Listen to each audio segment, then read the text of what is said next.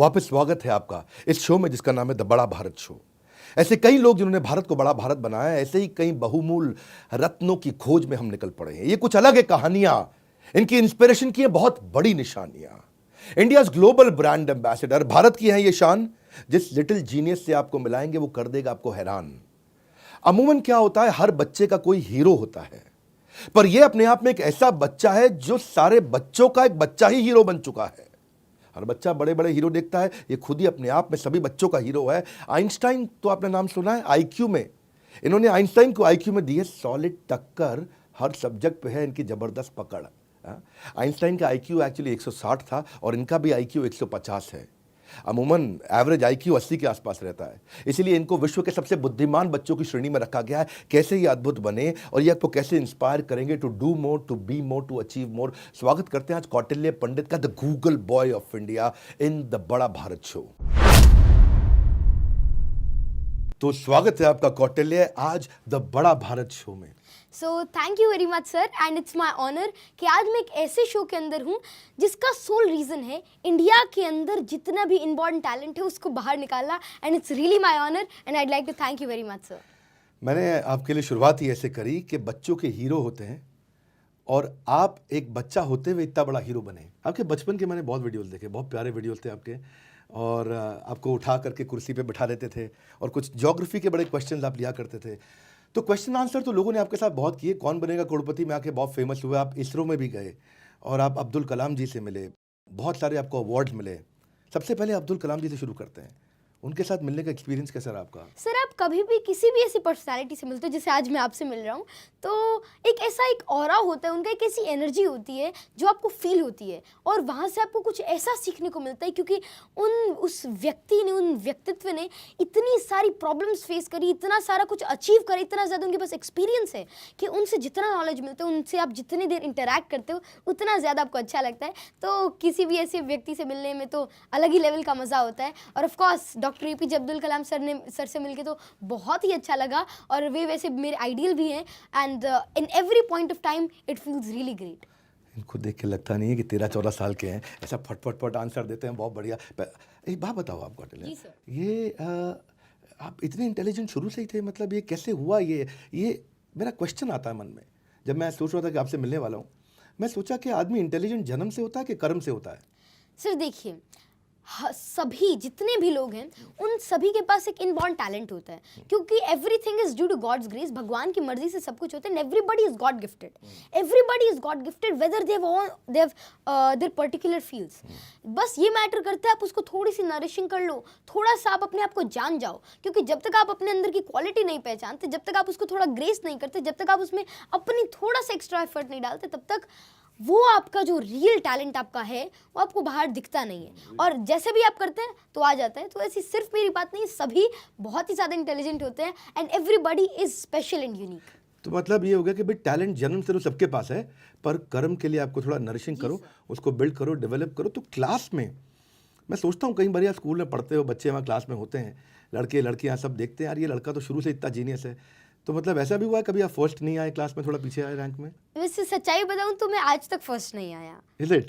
Yes, and there's no problem with it. Though I've given exams of various other levels, and one thing, मतलब अब तो खैर मैं पढ़ाई पे ध्यान देने लग गया हूँ स्कूल की, और अब तो शायद फर्स्ट में कोई दिक्कत नहीं है।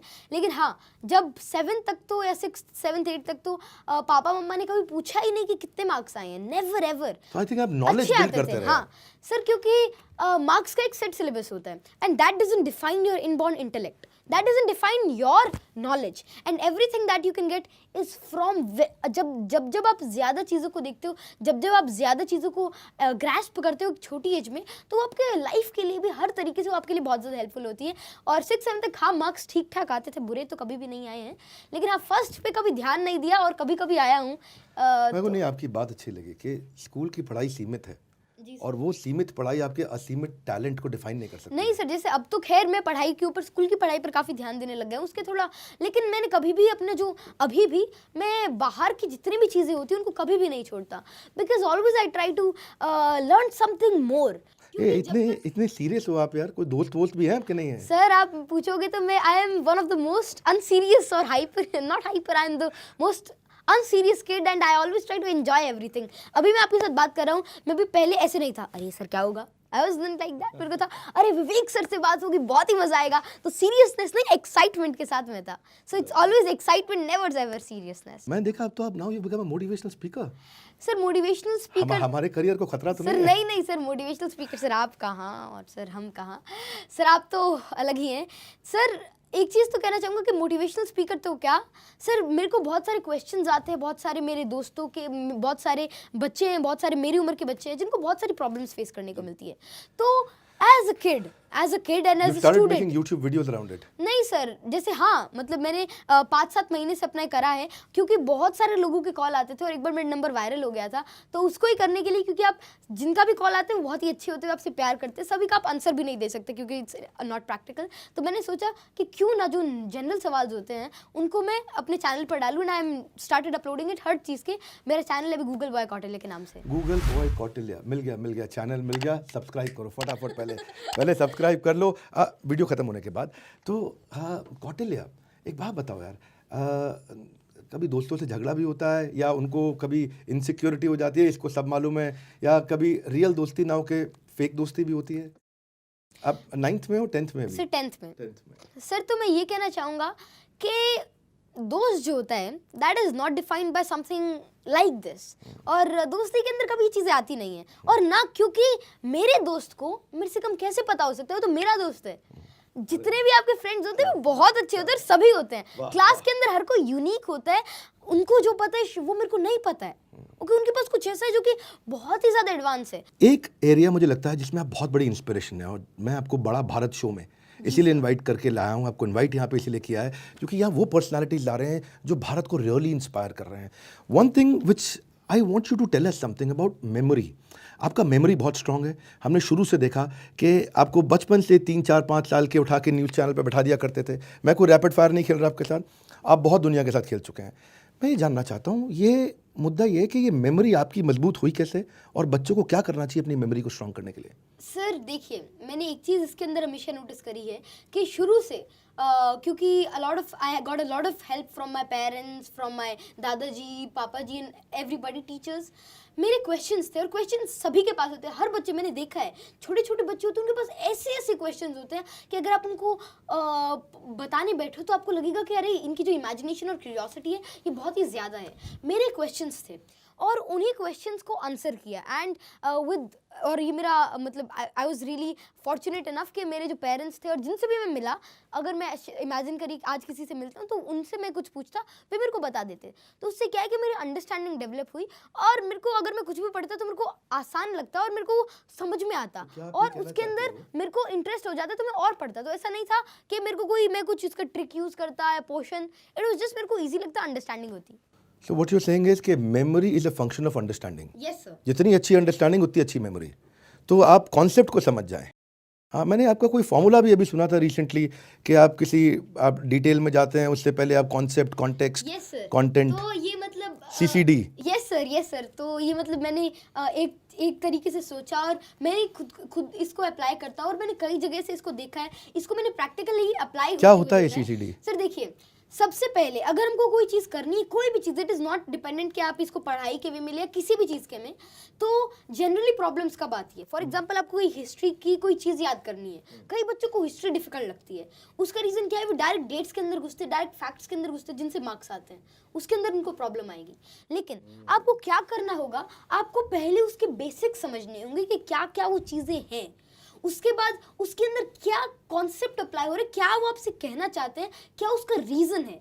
आपको ये तो पता हो कि वो क्या है, उसके बाद उसका रीज़न पता हो, और उसके बाद जो डेप्थ है वो तो आता है, आप कितना भी पढ़ लीजिए उतना ही कम है. तो ये कह रहे हैं कि डेप्थ में जाने से पहले आप कॉन्सेप्ट यानी कि कंटेंट और उसका कॉन्टेक्स्ट, इसको अगर आपने पकड़ लिया तो आपको कहानी मिल जाएगी, किस्सा समझ में आ जाएगा, किरदार निकाल लोगे, किस्सा कहानी किरदार. ये मेरा नया फॉर्मूला निकला है.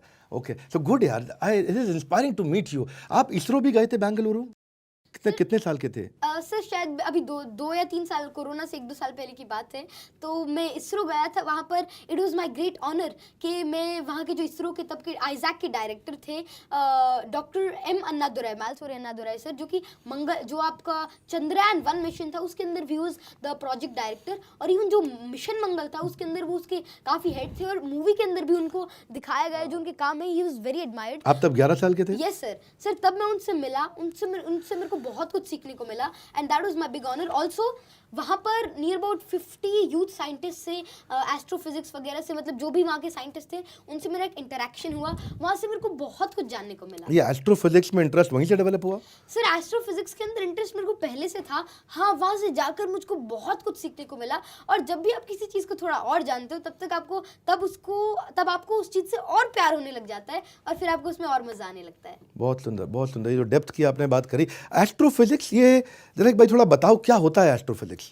जो हमारा यूनिवर्स है, जो हमारा स्पेस है, उसके अंदर कई ऐसी चीज़ें हो रही हैं जो कि बहुत ही ज़्यादा अलग हैं, जो कि बहुत ही ज़्यादा अनकन्वेंशनल हैं, और उन सभी चीज़ों को डिफाइन करना, उनको समझना, क्योंकि जो भी कुछ हो रहा है यूनिवर्स में उसके पीछे एक रीज़न है। वो क्या रीज़न है ये पता करना ही एस्ट्रोफिजिक्स है, by using all of the great tools of यार टुडे। चेहरा देखो उस बच्चे का, ऐसी क्यूरियोसिटी है, कुछ हो रहा है, कुछ अनकन्वेंशनल है, कुछ हो रहा है, इतना भयंकर। ये क्यूरियोसिटी साइंस है। ये चाहता हूं मैं बड़ा भारत शो में आप पकड़िए।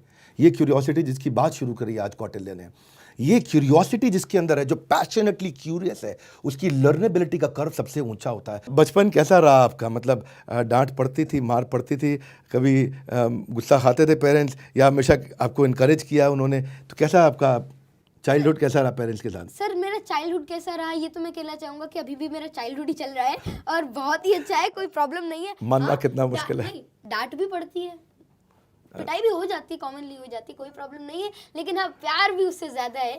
और सबसे बड़ी बात है कि अभी मैं 14 ईयर्स का हूँ, और अभी भी मैं अपने पापा जी के गले लग के सोता हूँ, और मेरे को बहुत ही अच्छा लगता है। तो ऐसी कोई बात नहीं है। हाँ, अगर आप कुछ गलत करते हो, अगर आप थोड़ा वो, तो थोड़ी बहुत डांट या समझनी तो ज़रूरी है, क्योंकि आजकल के बच्चों को डांट मार नहीं पड़ती, आपको क्या लगता है पढ़नी चाहिए कि नहीं? सर देखिए, आपको बच्चों को ये नहीं पता होता, या फिर किसी को भी जो जनरल आजकल का है, कि उनके वेल विशर्स कौन है। पेरेंट्स बहुत ही बड़े वेल विशर्स होते हैं, उनके सपने आपके लिए, हाँ, वे आपके लिए सबसे अच्छा चाहते हैं। अगर इमेजिन करिए आपको कुछ और बने और वे आपको कुछ और कहते हैं, तो हाँ, वो आपकी बात को डिफाइन नहीं करते, लेकिन वो आपके लिए बेस्ट चाहते हैं। हाँ, आप उसके अंदर अच्छे हो नहीं, वो अलग बात है। तो parents always look for your best, और अगर वे कुछ ठीक कहते हैं तो उसको सुनो, क्योंकि उनके पास एक एक्सपीरियंस है, और उनके पास कुछ ऐसी चीज़ें हैं जो आपको बहुत हेल्प करने वाली हैं। और जब तक आपके पास डांट नहीं लगती, जब तक आपके ऊपर थोड़ी मार नहीं लगती, तब तक आप उस लेवल पर नहीं पहुंच पाते। क्योंकि अगर किसी पत्थर को मूर्ति बनने के लिए बहुत ज़्यादा घिसाई की ज़रूरत होती है, बहुत ज़्यादा मार की ज़रूरत होती है, और वही पेरेंट्स करते हैं, और वही कोई भी टीचर, आप जैसी कोई भी इतने अच्छे व्यक्ति जो सभी को इंस्पायर करते हैं, कोई इंस्पिरेशनल पर्सन, कोई टीचर यही काम करते हैं। वे आपके ऊपर थोड़ी थोड़ी आपको कार्व करते हैं, उसमें भले आपको चोट आ सकती है, भले आपको दिक्कत होगी उसको अप्लाई करने में, लेकिन एंड में जाके वो आपके लिए हमेशा बहुत ही अच्छा रहेगा। इतने संस्कार हैं आप में, इतने संस्कार हैं, कहाँ से इतने संस्कार आ गए भाई? ये तो अनबिलीवेबल। एक बात पूछना चाहता हूँ आपसे। जी सर। संस्कार इतने हैं, पढ़ाई में भी अच्छे हो, नंबर भी अच्छे आ रहे हैं, कभी चीटिंग करी है आपने? सर चीटिंग तो शायद करी नहीं है अब तक, ऐसा तो लगता है, क्योंकि चीटिंग ये चीज़ होती है, चीटिंग आप किससे कर रहे हैं, वो आपको पता होना चाहिए। अगर आप चीटिंग खुद से कर रहे हैं तो खुद से क्यों चीटिंग कर रहे हो, पहली बात तो ये है। हाँ, ऑनलाइन क्लासेस के अंदर कभी ऐसा हुआ है कि ऑनलाइन क्लास 1-2 अटेंड नहीं करी, और पेपर, मतलब ऑनलाइन क्लासेस के दौरान तो बहुत आते थे मैसेजेस, आते थे कि कुछ सीखो, कि मैसेजेस आते थे कि कुछ बताओ, आते थे। तो हाँ, कब 1-2 बार, ज़्यादा वैसे नहीं करी। आपसे पहले मैं अभी पीछे आनंद कुमार जी से भी मिला, जी सर। सुपर 30 वाले, वो भी मैथमेटिक्स के चैंपियन, आप भी मैथमेटिक्स के चैंपियन। अभी 10th में आए नहीं आप, मैं सुना RD शर्मा 12th के ट्रिग्नोमेट्री वो सब सॉल्व कर दिया, यूट्यूब चैनल पे अपने IIT JEE की पूरी उसका एग्ज़ाम आपने वहाँ क्रैक करके दिखा दिया। तो ये मैथमेटिक्स से इतना प्यार, मेरे को तो इंटीग्रेशन और डिफरेंशिएशन वो मेरी जान खा गया था। वो 32 नंबर मैं ज़िंदगी में नहीं भूल सकता। 4 सब्जेक्ट में जितना मैंने टाइम लगाया उतना वो 32 नंबर इंटीग्रेशन डिफरेंशिएशन पर लगाया। ये मैथमेटिक्स से इतना प्यार कैसे हो गया? सर देखिए, वैसे मैं आनंद सर से मिला हूँ, मैंने उनसे बहुत कुछ जाना है। और अगर आप जो RD शर्मा की बात करें, तो जब मैं 2nd क्लास के अंदर था, तब मैंने 10th क्लास की ट्रिग्नोमेट्री और प्रोबेबिलिटी 2 रातों के अंदर फिनिश कर दी थी। तो एक सर थे मैथमेटिक्स गुरु डॉक्टर RK श्रीवास्तव सर, सो उनकी गाइडेंस के अंदर मैंने वो करा था। और मैथमेटिक्स मैथमेटिक्स क्या है? Mathematics is pure knowledge, it is application. Physics is application of mathematics, but mathematics is application of knowledge and logic. तो मैथमेटिक्स क्या है?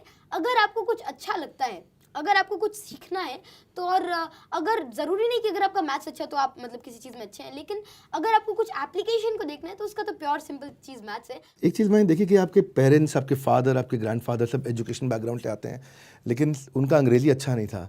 आपने बहुत तेज अंग्रेज़ी सीखा, फट फट फट. ये कैसे सीखा आपने? सर वैसे तो इंग्लिश जो है दैट्स जस्ट मेयर लैंग्वेज.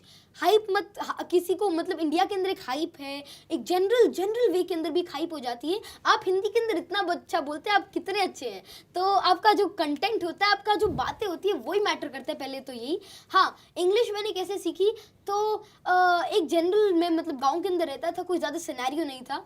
तो एक बहुत ही इंपॉर्टेंट चीज़, जितने भी लोग सुन रहे हैं उनके लिए स्पेशली, अगर आपको इस चीज़ में दिक्कत आती है तो इस टिप को अगर आप फॉलो करते हैं तो आप इंग्लिश का किसी भी चीज़ को, किसी भी लैंग्वेज को इजीली समझ पाओगे. गर्मियों के छुट्टियों के दिन थे, हमको बहुत सारी हम पापा ने कहा 5-7 दिन के अंदर हमारी इंग्लिश अच्छी हो गई थी, फ्लुएंसी आ गई थी. आप ग्रामर ठीक कर सकते हो, फ्लुएंसी कैसे आई? तो मैंने ये करा, पापा जी ने ये काम कि आज जो भी तुमने किया, आज जो भी तुमने किया, तुमने खेला कूदा, कुछ भी करा, मौज मस्ती करी, क्रिकेट खेले, जो भी कुछ हुआ अब से अब तक, उसको एक्सप्लेन करो अपने शब्दों के अंदर. इंग्लिश हिंदी बाद में आएगी, अपने शब्दों के अंदर. फिर क्या होगा? आप एक्सप्रेस करना आ गया आपको. सबसे बड़ी बात है, आप अपने आप को एक्सप्रेस कर लीजिए, उसके बाद लैंग्वेज तो आपकी चेंज हो जाएगी. ऐसे ऐसे धीरे धीरे कुछ दिक्कतें आई, ग्रामेटिकल एरर्स आई, कोई बहुत सारी प्रॉब्लम्स आई, उनको इग्नोर करो, वो धीरे धीरे टाइम के साथ ठीक हो जाएंगी. लेकिन जो आपकी स्पीच ऑफ एक्सप्रेशन है, बोलने की जो अपने आप को एक्सप्रेस करने का जो तरीका है, अगर आपके पास वो आ जाता है तो सारी चीज़ें ईजिली हो जाती हैं. फिर उसके बाद उसी को इंग्लिश में कन्वर्ट कर दिया. शुरू में एरर्स आई, प्रॉब्लम्स हुई, थोड़ा गलत प्रोनाउंसिएशन, उसको इग्नोर करो, धीरे धीरे टाइम के साथ हो जाएगी. लेकिन आप पहले बोल दिया तो सब कुछ हो जाएगा. इतने कम उम्र में आपने इतना कुछ किया, क्या कभी कोई ऐसा पल आया आपको थोड़ा घमंड भी आया हो? नहीं, बच्चों को आजकल स्टडी टिप्स चाहिए, तो अगर एक टिप देना चाहो सबसे सॉलिड वाला, जिससे उसका गेम चेंज होए, तो वो क्या होगा? मैंने सुना आपसे स्वामी शंकराचार्य जी ने पूछा था आपसे कि 3 वरदान मांगो, आप यहाँ आए हो, तो आपने क्या 3 चीजें मांगी?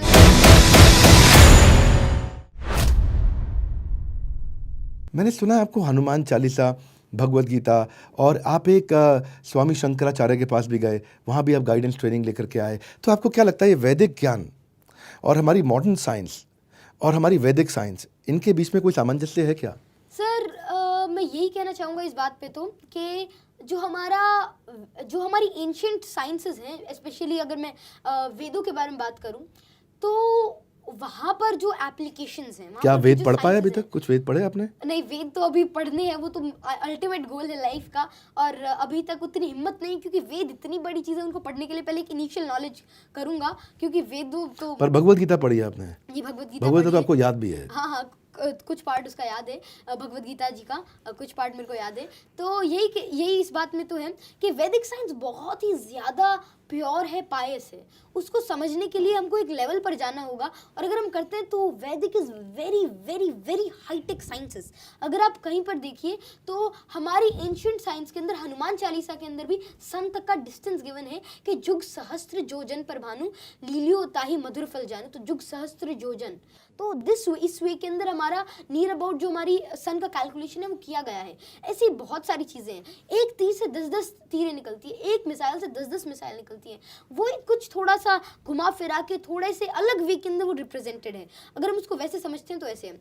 हाँ, जितने भी एंशिएंट स्क्रिप्चर्स होते हैं वो बहुत ही ज़्यादा पायस होते हैं. हमारे की तो बात ही अलग है, लेकिन हर उसके अंदर, ऐसे मैं सभी के लिए कहना चाहूँगा, जिसके अगर आप जो एल्जेब्रा है दैट इज़ गिवन बाय अरेबिक्स, तो उनका भी बहुत बड़ा रोल है, सभी का रोल है. हाँ, वैदिक साइंस क्योंकि सबसे ज़्यादा पुरानी है, इसलिए उसकी जो वैरायटी वो सबसे ज़्यादा है. लवली यार, लवली. हाँ, क्या बहुत स्पीड से बोलते हैं यार ये. मेरे को लगता है ये ही इज अ कंटेंटप्रेन्योर आल्सो. आपके अंदर से कंटेंट ऐसा निकलता है, इतना बढ़िया बढ़िया. तो आपने जो हनुमान चालीसा से भी बताया, और आप काफ़ी कविताएं भी पढ़ते रहे. भगवत गीता में आपको कोई श्लोक इंस्पायर करता है? जी सर, भगवत गीता के अंदर जो 15वां अध्याय है, उसका एक श्लोक है कि ऊर्ध्वमूलम अधः शाखम अश्वत्थम प्राहुरव्यम छंदांसि यस्य पर्णानि यस्तम वेद स वेदवित्. ये 15वां अध्याय शुरू होता है यहाँ हाँ, से. जो इसका पहला श्लोक है, तो इसका मतलब ये होता है, defines what is universe, it defines what is knowledge. तो ये श्लोक मेरे को बहुत ही अच्छा लगता है, और इसको मेरे मेरे गुरुजी हैं, गुरुजी क्या कहूँ, मेरे एवरीथिंग इज ऑफ माइंड, सो स्वामी श्री अविमुक्तेश्वर आनंद सरस्वती जी महाराज, तो वे मेरे आध्यात्मिक गुरु हैं। तो उन्होंने मेरे को इसका मतलब समझाया था, और जैसे ही मैंने उसको समझा, जैसे ही मैंने उसको सुना, तब से इसके ऊपर एक अलग सी वो बैठ गई, क्योंकि of course that is my field. और उसको रिलेशन के अंदर एक one of the best veg के अंदर इसको समझाया है कि क्या यूनिवर्स है, और दैट डेफिनेशन ऑलवेज स्ट्राइक्स मी। ये आपका इतना अमेजिंग फोकस है, कभी डिस्ट्रैक्टेड नहीं लगते आप। मैं आपको बात करते करते आपके कैरेक्टर को, आपकी पर्सनालिटी को समझ रहा हूँ कि अगर मैं डिफाइन कर सकूँ कि एक बच्चे के लिए क्या क्या चीज़ें इंस्पिरेशन निकल सकती हैं इससे। वीडियो बहुत काम का रहने वाला है आपके लिए, कि क्या क्या चीज़ें इसमें से, इतने कम उम्र में आपने इतना कुछ किया। क्या कभी कोई ऐसा पल आया आपको कि आपको थोड़ा घमंड भी आया हो, यार अब तो सर देखिए, सर घमंड आना होता है, लेकिन मेरे को पता है कि घमंड आए नहीं, क्योंकि मेरे पापा, मेरे ऊपर मेरे मम्मा पापा हैं या दादाजी वगैरह हैं। घमंड आएगा तो थप्पड़ आ जाएगा, कोई प्रॉब्लम नहीं है। तो उसके बाद तो मैं सेफ हूँ, मेरे को कोई टेंशन नहीं है उसकी। आए भी गा तो ठीक हो जाएगा, मेरे को उसकी कोई टेंशन नहीं है, क्योंकि घमंड आएगा तो प्रॉब्लम्स आएंगी, लेकिन अभी मेरे को उसकी कोई टेंशन नहीं, क्योंकि ऊपर है, ऊपर वाला सब ठीक कर देगा। तो ये है, और बचपन से ही घमंड के ऊपर तो काफ़ी कुछ बताया है। एक कविता है, एक कविता का एक अंश है कि रावण हो या दुर्योधन हो, रावण हो या दुर्योधन हो, हिटलर हो या मुसोलिनी, उसका मान मिला मिट्टी में जिसको भी अभिमान हो गया। तो जब रावण जैसे व्यक्तित्व को अभिमान की वजह से ऐसा हाल हो सकता है, तो हम क्या हैं? इतनी विनम्रता आई कहाँ से? इसका क्या चक्कर क्या है? मतलब आप कैसे इतने हम्बल हो गए? हम्बल एक चीज़ तो है कि जितना ज़्यादा पढ़ते हैं उतना ज़्यादा हम्बल होते हैं, और अभी हम्बलनेस तो मेरी कुछ भी नहीं है, क्योंकि मैंने देखा है, जब मैं doctor APJ Abdul Kalam sir से मिला, तब मैंने उनके हम्बलनेस को ऑब्जर्व किया, और वो हम्बलनेस शायद ही, मतलब मैंने लोगों के अंदर ऑब्जर्व करी, लेकिन बहुत रेयरली, क्योंकि उनके पास एक ऐसा नॉलेज है, उन्होंने हर फील्ड के अंदर पढ़ा है, सिर्फ साइंस वगैरह के अंदर नहीं, उन्होंने लाइफ को समझा है। तो जैसे जैसे आपको थोड़ा बहुत बढ़ता जाता है, जैसे आप कितने हम्बल हैं, उसका रीज़न ये है कि आपने इतना कुछ गेन करा है, क्योंकि जैसे जैसे आप चीज़ों को गेन करते हो, वैसे वैसे आपको पता चलता है कि अभी तो हमको कुछ भी नहीं पता है, क्योंकि हर चीज़ एंडलेस है। तो जैसे जैसे अगर आप एक कुएं के अंदर हो और उसके मेंढक हो, तो आपको लगता है कि अरे मेरे को तो बहुत अच्छा कुछ आता है, आप अपने तुरम खान बने रहते हो। लेकिन जैसे ही आप आउटर वर्ल्ड को ऑब्जर्व करते हो, थोड़ा सीखते हो, तब आपको रियलिटी का पता चलता है। और ये जितनी सबसे बड़ी बात है कि जितना ज़्यादा कोई गेन करेगा, उतना ज़्यादा वो हम्बल होगा, क्योंकि उसको पता है कि अभी बहुत कुछ अचीव करना बाकी है। माय गॉड, ये कहाँ से आ गया यार? ये हमारे सेशन में अनइमेजिनेबल। एक मिडिल क्लास जो लोग होते हैं, आप तो इस सब माता पिता को टेंशन में डाल दोगे यार। वो बेचारे जो माँ बाप देख रहे होंगे, वो तो अपने बच्चे को लेकर चप्पल मारेंगे, देख उसको, देख। तो ये क्या आपको लगता है आप आजू बाजू के बच्चों के जीवन में प्रेशर क्रिएट कर देते हो? नहीं, जो भी ऐसा सोच रहे हो, प्लीज भैया टेंशन नहीं लेने की बात है, ऐसा नहीं है। एक चीज़ तो है, देखिए, सभी गलतियाँ करते हैं, सभी शरारत करते हैं, मैं करता हूँ, कोई प्रॉब्लम नहीं है। आपको क्या है, आप अपने आप को थोड़ा सा सीख लो। और आई am not a ideal case, nobody is ideal, दो देयर आर सम पीपल। अगर आप उनको देखिए, अगर आप राम जी के जीवन को देखिए, भगवान श्री राम के जीवन को देखते, तो वो आइडियल केस है, और उनको देखो तब आपको लगता है। तो अगर हम ऐसे देखें, तो जो भी कोई रामचरितमानस पढ़ता है, तो उनको लगना चाहिए कि नहीं, लेकिन हाँ, सभी अलग होते हैं, सभी कोई किसी फील्ड में अच्छा, कोई किसी में, किसी का नेचर वैसा।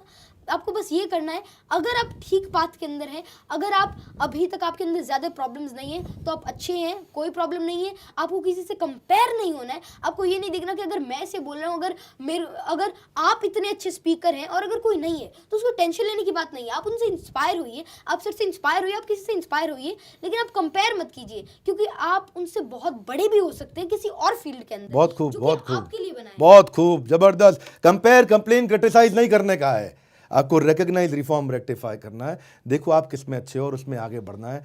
क्या मतलब इतना अमेजिंग नॉलेज। मुझे नहीं लगता ये 14 साल का, 114 साल से ज़्यादा का लगता है मेरे को। तो कौटिल्य, बचपन से ही आपने स्टैंडर्ड इतना अपना हाई कर लिया। 3 साल, 4 साल, 5 साल वो आकर के टेलीविज़न पे पहले अमिताभ बच्चन जी के साथ में, और इधर उधर सब, तो सबकी आपसे एक्सपेक्टेशन ही कौटिल्य है भाई, ये तो कौटिल्य है। अच्छा, इतना ग्लैमर भी हो गया, स्टारडम भी हो गया, तो आपको नहीं लगा यार ये इसके बिना वाली लाइफ तो मैं देख ही नहीं पाया, मतलब यार मेरी लाइफ सिंपल नहीं रह गई, और मेरे से इतना एक्सपेक्ट करते हैं, तो प्रेशर भी होता है। सर मेरी लाइफ कहाँ सिंपल नहीं है सर। मैं तो देखिए आपको कई सारी चीज़ें, इसको मैं ऐसे नहीं ले रहा, I am not taking this in this way, क्योंकि हर चीज़ के दो पहलू होते हैं। Like there are two faces of a coin. मैं ऐसे देख रहा हूँ कि उसकी वजह से आज मेरे को ये इतना बड़ा ऑनर है कि मैं आपसे बात करने को मिल रहा है, मेरे को आपसे इतना कुछ सीखने को मिल रहा है, तो मैं उस वे के अंदर देखता हूँ। और हाँ, अगर बात प्रेशर वगैरह की आती है तो प्रेशर बिल्कुल भी नहीं है, क्योंकि I always adjust my self, कोई प्रॉब्लम नहीं है। जैसे कि लॉकडाउन के पहले 2 महीने मैंने बुक का एक भी पेज खोल के नहीं देखा। No problem. मैंने पापा जी के साथ सुबह से शाम तक क्रिकेट खेली और रात को मजे करके रात तक 2-2 बजे तक टीवी देख के सोए, कोई प्रॉब्लम नहीं।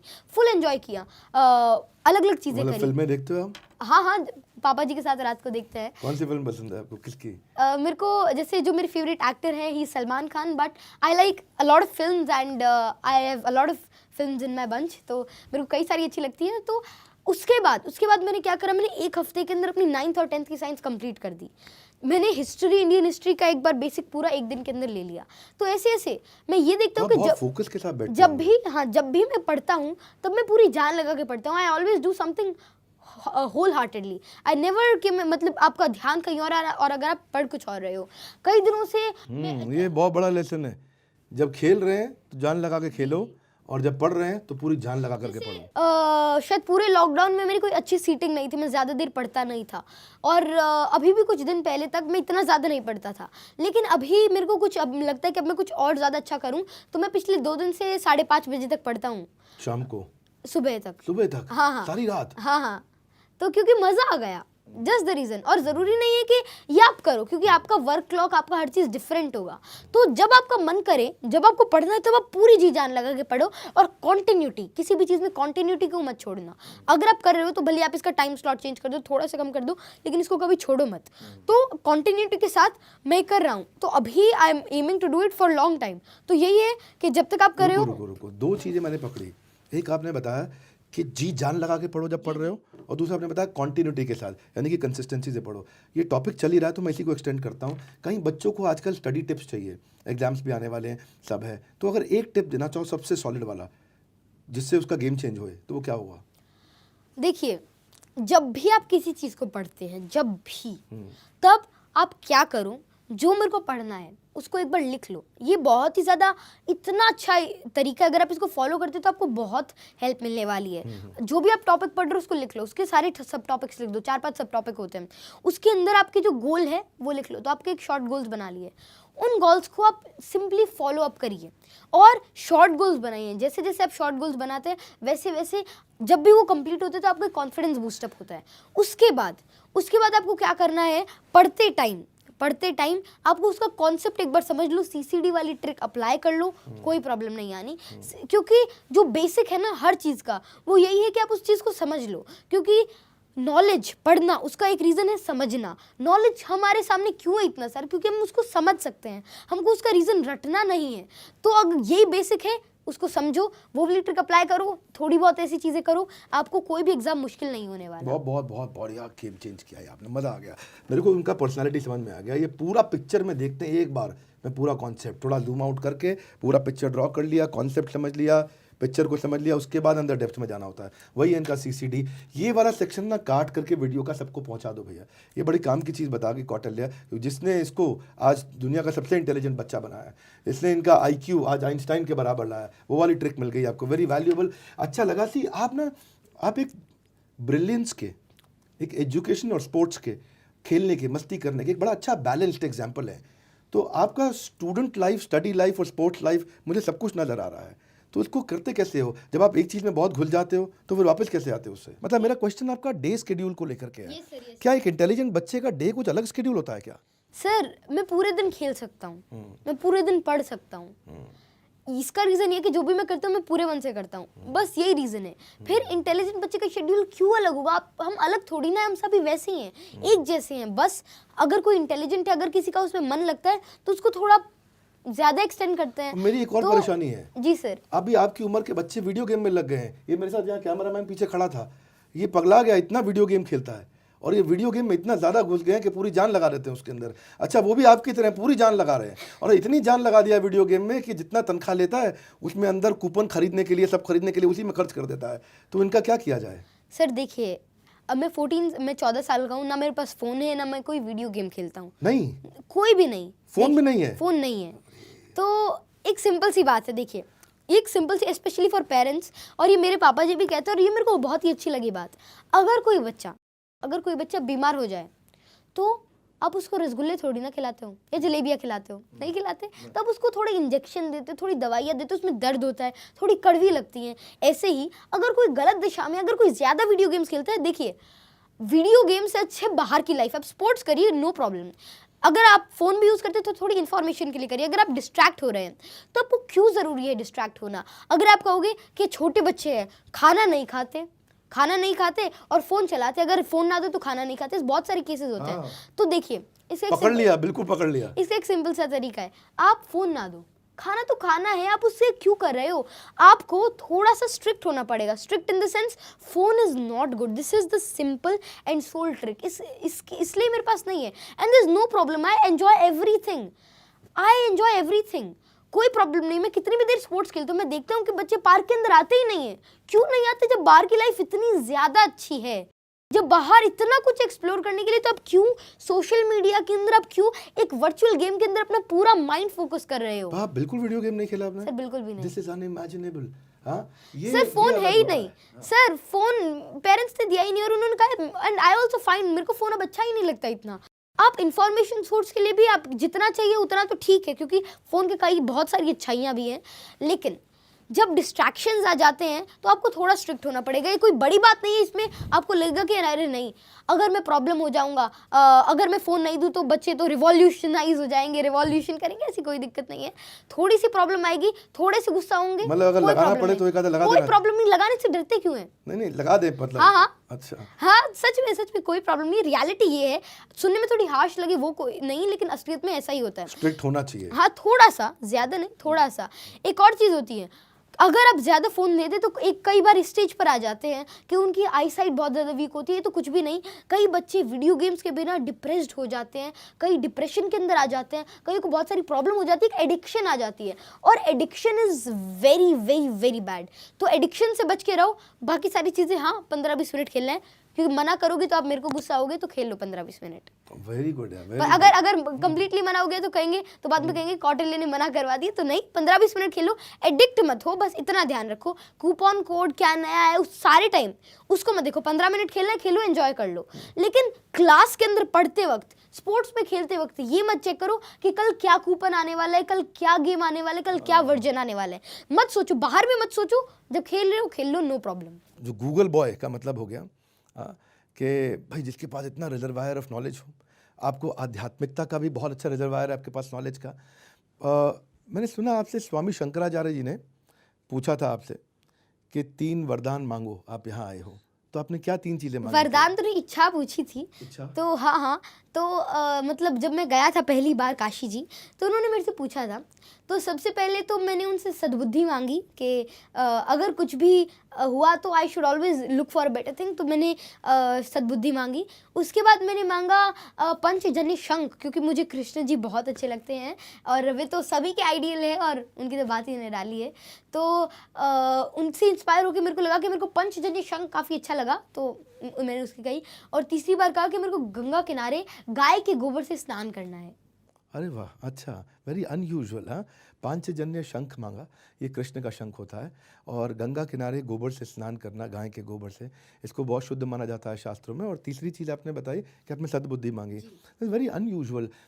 और कुछ नहीं आया मन में कि कुछ मटेरियल पोजेशन मांगूं? मतलब बचपन में बच्चे जो है ना, खिलौने मांगते हैं, खेलने की चीज़ें मांगते हैं, और कुछ मांगते हैं जिससे उनको एक्साइटमेंट आए। और पर आपका इंटेलेक्ट जो है वो इतना बैलेंस्ड है, मैंने देखा है, इतना बैलेंस्ड है, इतना सोबर है कि आप कभी भी एजिटेट नहीं होते किसी भी अपनी डिज़ायर के द्वारा। तो ये कैसे हुआ? ये भी आपको लगता है शास्त्रों के ज्ञान से हुआ? सर तब तो छोटा था और शास्त्रों के ज्ञान खैर खुद नहीं पढ़ा था, लेकिन जैसे जैसे आप सिनेरियो के अंदर रहते हैं, जैसे जैसे आप लोगों से मिलते हैं, वैसा वैसा आपका थॉट्स डेवलप होते हैं, वैसा ही आपके अंदर से आपकी आवाज़ें आने लगती है। अब मैं आज आपसे मिला तो मैं अभी यहाँ से कुछ लेकर जा रहा हूँ, कुछ अच्छा और पॉजिटिव लेकर जा रहा हूँ। ऐसे ही तब तक मैं बहुत सारे लोगों से मिला, उनसे अच्छाई ली और उसी का ही शायद ये थोड़ा बहुत था। कौटिल्य पंडित को इतने सारे अवार्ड मिल चुके हैं। यहाँ हमारे हरियाणा के मुख्यमंत्री ने भारत गौरव अवार्ड मिला बाद में, उसके बाद गवर्नमेंट ऑफ यूएई ने इनको रिकग्नाइज किया, चाइल्ड प्रोडिजी। हाँ, he is a true ambassador of बड़ा भारत। ये वो व्यक्ति जिन्होंने भारत को बड़ा किया इतनी छोटी उम्र में। अब इनके पास जिम्मेदारियां भी बहुत सारी आ गई, इतनी सारी जिम्मेदारियां कैसे निभाएंगे मुझे समझ नहीं आता। और अब यहाँ ये बोल रहे हैं कि मैं किताब भी लिखना चाहता हूँ। मैंने सुना आपकी किताब बच्चों के ऊपर लिखने की इच्छा है कुछ? जी सर मैंने एक बहुत ही बड़ी प्रॉब्लम फेस तो नहीं करी, मैंने ऑब्जर्व की है। वो है communication gap, specially between parents, students, teachers. Students और पेरेंट्स और स्टूडेंट्स और टीचर्स के बीच में एक बहुत बड़ा कम्युनिकेशन गैप है और वो इरेडिकेट ईजिली हो सकता है। और उसके कई सारे तरीके मैं उसके अंदर अपनी बुक के अंदर फोकस करना चाहता हूँ। और एक चीज़ और उसके अंदर है कि देखिए मेरे साथ कम्युनिकेशन गैप नहीं है, मैं अपने पापा जी से कुछ भी कह सकता हूँ, मेरे को कोई दिक्कत नहीं है। और मेरे को उनसे डांट भी पड़ती है, उसमें भी कोई दिक्कत नहीं, क्योंकि गैप नहीं है। और उस गैप की वजह से I can actually ask for anything. अगर अभी भी मैं अपना एम चेंज करना चाहूँ या फिर अगर मेरे को अभी सोशल स्टडीज़ के अंदर जाना हो, फैशन डिज़ाइनिंग करनी है, तो पापा मना नहीं करेंगे। हाँ मेरे को अभी करना नहीं है, लेकिन वो मना नहीं करेंगे क्योंकि कम्युनिकेशन गैप नहीं है, हमने एक दूसरे को समझ रखा है। ओके, तो उसी कम्युनिकेशन गैप को इरेडिकेट करने की मैंने सोची है और उसके ही रिगार्डिंग मैं अपनी बुक लिखने वाला हूँ। शुरू कर दी किताब लिखना? हाँ, और मैं शायद इसको बहुत जल्द, क्योंकि अब मैं काफ़ी फ्री हो गया हूँ, बहुत जल्द मैं इसको लॉन्च करूँगा। और उसका अभी मैंने टाइटल सोचा है कि Gen Z not equal to Gen X. और इसके अंदर जो आजकल की प्रॉब्लम्स होती है उनको मैंने एड्रेस करने की कोशिश करी है और ये कैसे इरेडिकेट हो सकती है कम्युनिकेशन गैप, ताकि जितनी सारी जो 99% इश्यूज आते हैं, भले ही वो करियर अपॉर्चुनिटीज़ के लिए हों, भले ही वो किसी नॉर्मल चीज़ के हों, वो ना आए। मैं देख रहा हूँ कि जब आप 5-6 साल के थे, 4 साल के थे, 3 साल के थे, तब तो आप टेलीविज़न पे बहुत आए, पर कई सालों से आप थोड़ा हिडन हो गए, शायद वापस कहीं पढ़ाई में चले गए। अब आप किताब लिखने की बात भी कर रहे हैं, आपने अपने टेस्ट को भी अपने और अपनी एस्पिरेशन को भी आपने इवॉल्व किया, सब्जेक्ट चेंज किए। कहाँ बिजी थे आप इतने समय तक? सर देखिए, जो मेरा गोल है वो काफ़ी बड़ा है। जैसे मैं शुरू में बहुत सारे टीवी चैनल्स पे गया, बहुत सारे लोगों से मिला, तो वहाँ से मेरे को बहुत कुछ सीखने को मिला। अब उस नॉलेज जो आपको मिला उसको अप्लाई भी तो करना है। आप सारे टाइम तो टीवी चैनल्स पर नहीं आ सकते, तो मैंने ये करा, मैंने अपनी क्वालिटी इंक्रीज़ करी, क्योंकि अब मेरा गोल बड़ा है। बचपन में मैंने बहुत सारी इन्फॉर्मेशन कलेक्ट करी वगैरह, लेकिन अब मैं उस नॉलेज को एप्लीकेशन के अंदर लाना चाहता हूँ। और जो क्यूरियोसिटीज़ है, क्वेश्चंस है, मैं अपने क्वेश्चंस को आंसर करना चाहता हूँ जो मेरे अंदर है, जो वर्ल्ड चाहता है, दैट एवरीबॉडी वांट्स। इस छोटे से बालक का इतना बड़ा सामर्थ्य देख करके मैं बस यही 2 लाइन बोलना चाहता हूँ, मानव जब जोर लगाता है पत्थर भी पानी बन जाता है। रामधारी सिंह दिनकर की ये बड़ी प्यारी कविता है जो कौटिल्य ने भी अपने YouTube चैनल पर डाली है। देश की नई पीढ़ी आपको अपना आइडियल मानती है और ये अपने आप में कोई अजूबे से कम नहीं है, एक बड़ा बेंचमार्क आपने एस्टैब्लिश कर दिया and we are very proud of you Kautilya, we are very very proud of you. In fact our entire country is proud of you कि आज आप हमारे चैनल पे आए। जाने से पहले एक टिप जो सारे इस बच्चों को आप देना चाहते हैं, जो लगता है यार ये जरूर फॉलो करना, आप भी कौटिल्य या कौटिल्य से आगे भी निकल सकते हैं। सर ऑफ कोर्स, मैं तो हमेशा कहता हूँ कि देखिए जो मेरे से छोटे हैं उनको तो मेरे से ज़रूर आगे निकलना चाहिए, क्योंकि अगर वे मेरे से आगे नहीं निकलेंगे तो कैसे चलेगा। और क्या टिप देंगे आप? और हमेशा आगे निकलना ही चाहिए, क्योंकि जो छोटे हैं वे तो बेटर होंगे और अगर होंगे तो और ज़्यादा खुशी होती है। और टिप यही है, टिप तो क्या, एक सिंपल सी बात है, आप अपने आप को ऑब्जर्व करिए, आप जानिए कि आप क्या हैं, आपकी पावर क्या है, उस पावर को सोचिए, जानिए और फिर उसको थोड़ा सा एफर्ट्स डाल के एप्लीकेशन करिए। अगर आप ऐसे करते हैं तो आप कुछ भी अचीव कर सकते हैं। बहुत सुंदर, लवली, फैंटास्टिक।